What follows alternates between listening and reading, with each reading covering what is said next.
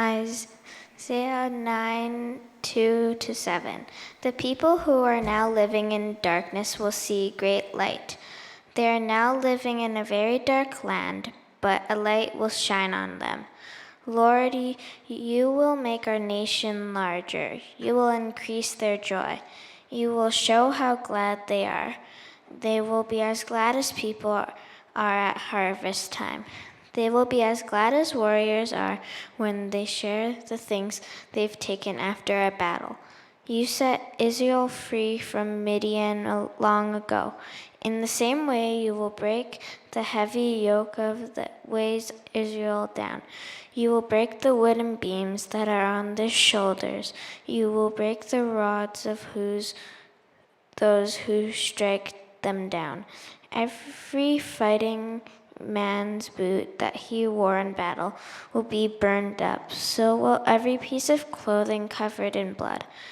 All of them will be thrown into the fire.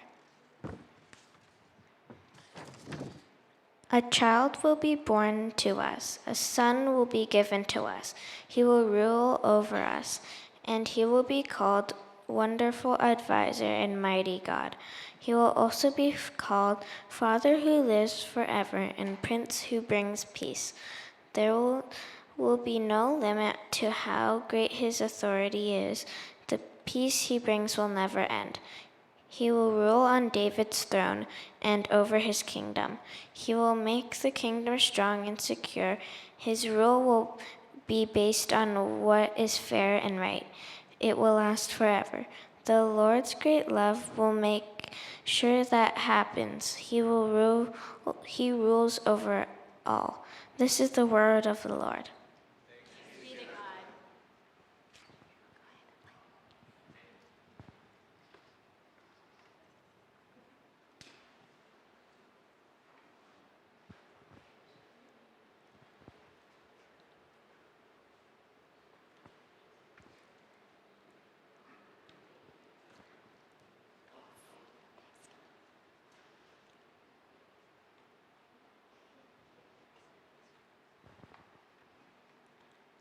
Thanks so much.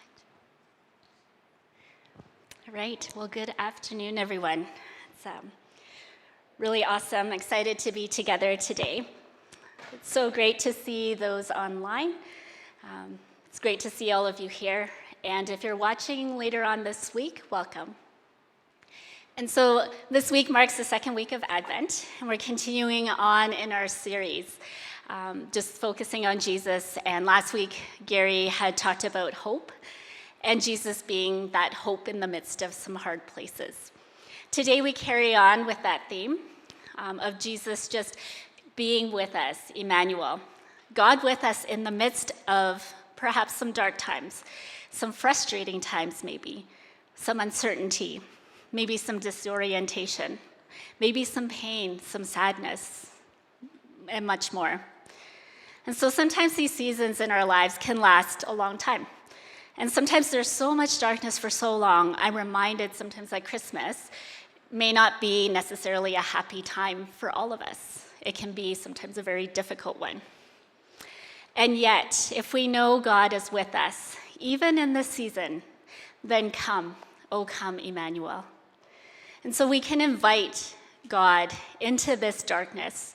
And more beautifully, as we experience him in the darkness, we can walk with others in their season of long suffering. And so what is long suffering exactly? And why is it so important that we're spending some time on it today? And so long suffering can mean patience. And often in older translations like the King James, long suffering is used for the word patience. So for example, in Galatians 5, the fruit of the Spirit is love, joy, peace, long suffering, kindness, goodness. So patience, though, is only a part of the story of long suffering.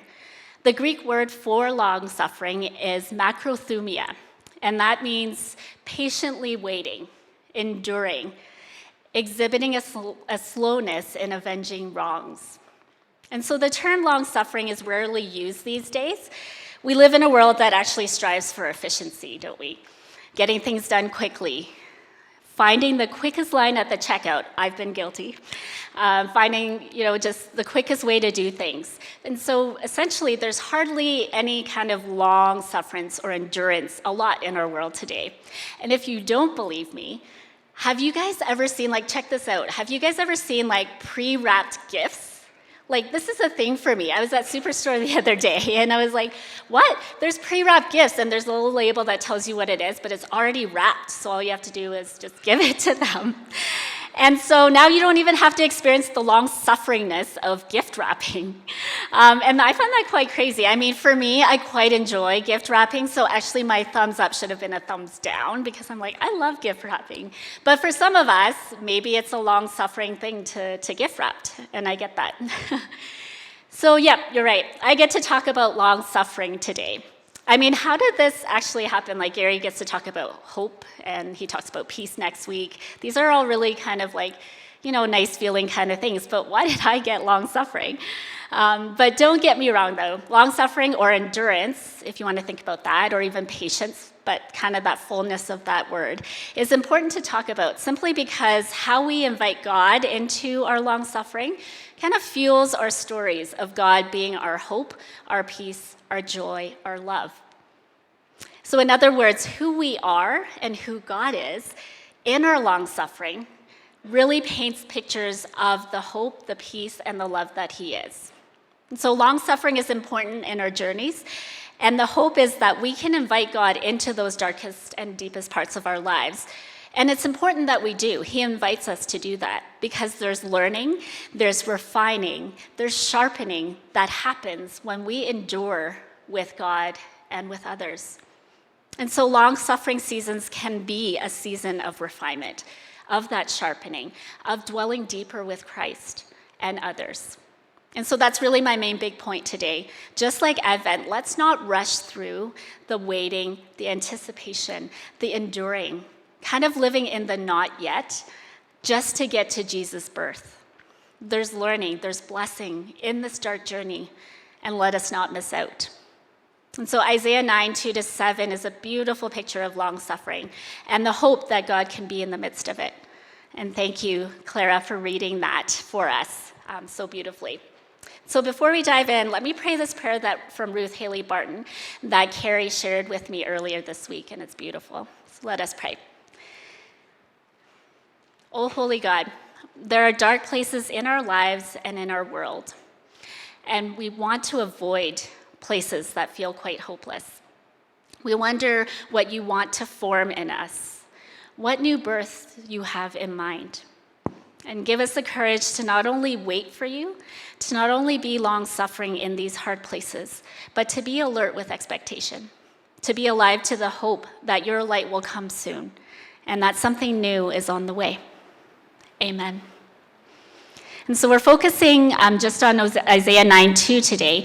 But before we do that, it's helpful to kind of look at the context of this passage in Isaiah. And there's different ways that we can look at the context of it. And the first is historically.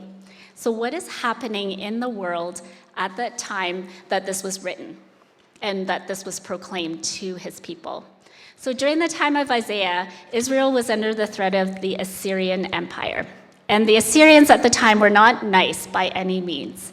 They were ruthless, they were fierce warriors, and they wanted simply to dominate over everyone. And Israel was under constant darkness of being taken over, the fear of being enslaved by them. And a lot of people were in exile at the time as well, scattered from their homes, from people that were familiar. And this quote is taken from a biblical archaeology site. And it says, "The Assyrians created the world's first great army and the world's first great empire. And this was held together by two factors: their superior abilities in siege warfare and their reliance on sheer, unadulterated terror." And so talk about a dark time. Can we imagine what this might have felt like? The constant fear of being captured or enslaved. Your freedom isn't your own. And just feeling how that might have felt for people at the time. And so as we think about that, this is the darkness that Isaiah is talking about. This is the time of long suffering that people are experiencing. And it's also important to look at the the context situationally. So to put it another way, what is the story that's surrounding the passage that we're studying? What's happening before the passage and what's happening after? And how does this also fit in the bigger context of the big story of the Bible? And so if we rewind a bit, the last part of Isaiah 8 and Isaiah 9:1 tell us that there is much darkness and that people will suffer, and the lands that were overtaken by Assyria will once again be honored. And there is mention of lands like Zebulun and Naphtali that were in darkness and shame, but they will be honored by the light of Jesus.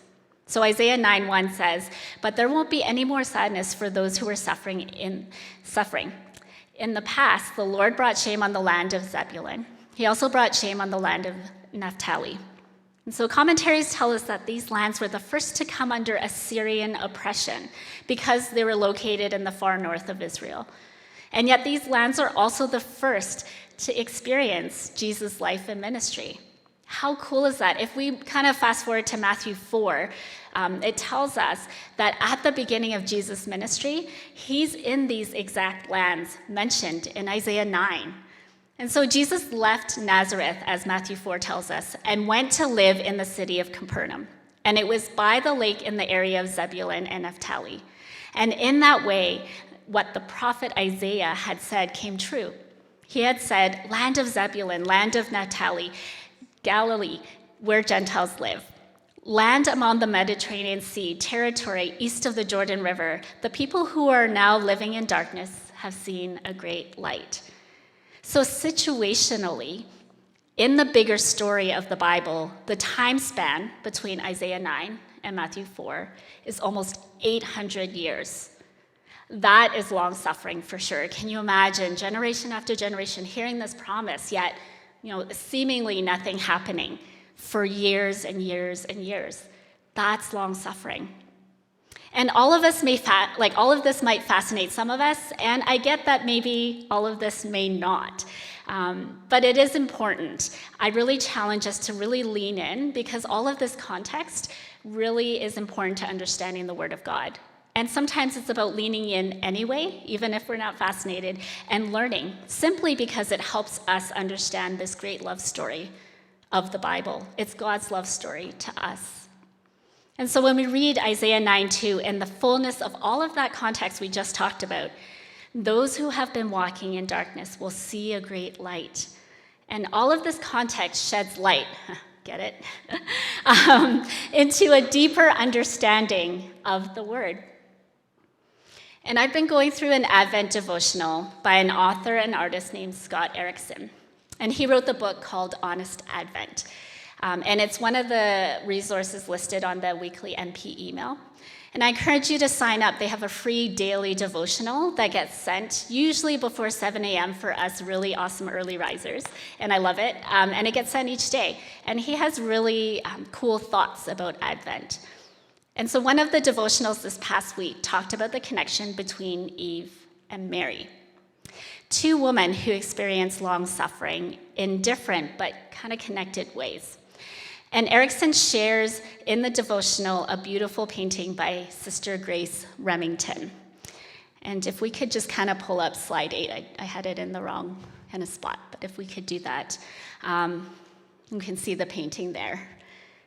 And so for Eve, who's on the left, she's sadly kind of only ever been described as the one who took the apple, right? And the one who caused humanity to be broken.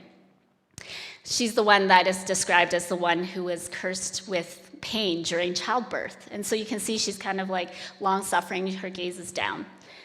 And so did we really stop and think about what it might have been like for Eve?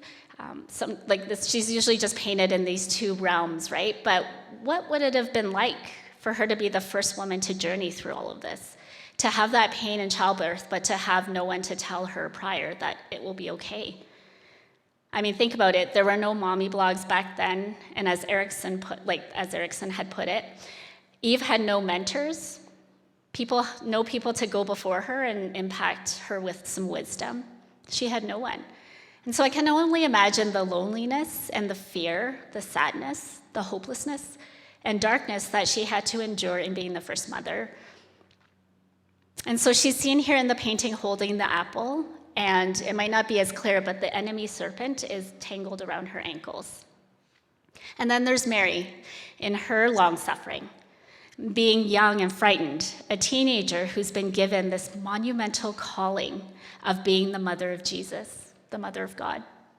Imagine for her how that must have felt, the stigma of being pregnant before being married, especially back in that day. Imagine the loneliness she must have felt.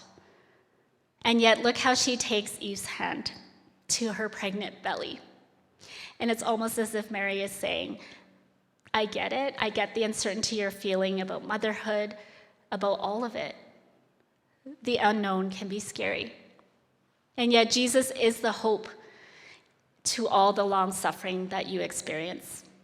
In the midst of the apple, the serpent, feel the presence and the hope of Jesus. And also feel the presence of company together in the long suffering. It's the gift of those walking with you in it. To quote Erickson, Mary takes the hand of Eve and places it on her belly to let her feel the restoring hope growing in her womb. And yet, it's also a move of solidarity. And so zooming in on the bottom of the picture, it's actually I didn't notice this at first, but Mary is stepping on the serpent. And that is awesome. It's almost as if she's saying, not today, enemy, not today. And I love it because you guys can, if you want a copy of this, you can see it up close, but the snake is actually all like tongue out and bleh, right? And I just love that image that it's like, yeah, get that, enemy.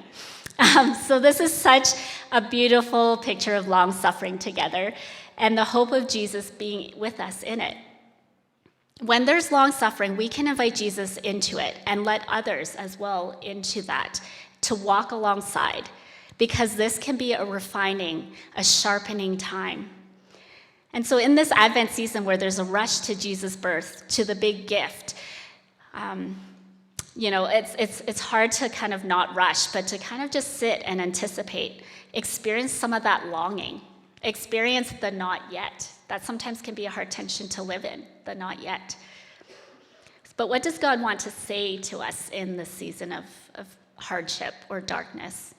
How does God want to use us to be in solidarity with other people? And so when I think about long suffering and how Jesus and others have come alongside, an experience sticks out for me. And it's the experience of when I was sexually assaulted in high school. And I was assaulted over a few years in high school by a youth group counselor and didn't tell anyone about it. I buried it and planned to never talk about it. And during those years, I was quite proud of myself. I thought I'd gotten over it, yet I remember the clarity now as I look back, how lonely that journey was. I would still see the guy sometimes, carry on a conversation as if nothing had ever happened. I was well on my way to freedom from this, I thought. Yet years later, when I'm in my 30s, it of course catches up. Things like this always do. It catches up with me and everything surfaces all over again. And so I work through it, I get help, I get therapy, I get counseling, I heal a little bit. So surely now, I don't have to address it anymore. I've gone through the hard work. There is more though.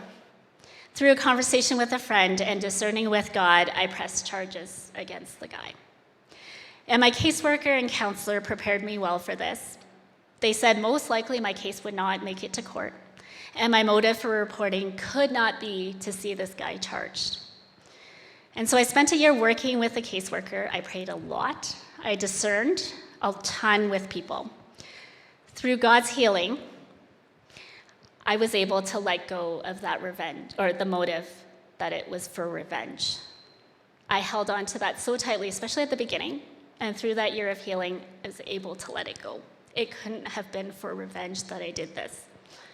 And so at the end of that, I realized my motive really was to share my story, and so that if others were to come forward, my story would be there. Sadly, there were others that I knew of with this same person. Yet very understandably, they didn't want to come forward and press charges, and I totally get that. I'm glad my caseworkers prepared me well, because in the end, nothing happened. It didn't go anywhere, but that was okay. This guy knew I wasn't afraid to stay quiet, and I have to admit, it is sometimes unnerving though. He knows that I've come forward now, and he lives in Calgary. And so sometimes it is a little bit unnerving. Yet I wouldn't change anything. I would do it all over again. And I thought I was okay from nothing happening. It's fine, I expected it. But my body felt differently. It started falling apart with a trifecta of my appendix rupturing, my retina detaching, and my knee dislocating, all within the span of a few years. And there's an awesome book that's called The Body Keeps the Score. And my body sure did. So some well-meaning people in the community had said, well, to try to make sense of all this that was happening and bless them, they said, maybe this is because you do yoga. Maybe you should stop. And my friend said, well, maybe it's because there's some unprocessed anger from the reporting that you need to deal with that you haven't yet. And so I'm pretty sure it was more the latter. And so started the journey that I was on of unpacking all the emotions, and a beautiful journey of inviting God into the darkness and others walking with me in this long suffering emerged. And so I remember vividly being in so much pain after my appendix ruptured and lying in the hospital bed, unable to speak, but only moan in pain. My friends Jen and Tanya sat with me and prayed. They said I didn't have to say anything, they just knew. They sat in solidarity and prayed. And so it's a journey for me. I'm not there yet. There's still some darkness in this, especially when I get triggered sometimes by unexpected things that take me right back to the event. I've run into the guy a couple of times as I'm out and about. I still get triggered by that. And I may get through the long suffering on this side of eternity, but I may not find fullness, full healing in this until the other side of eternity. And that's okay.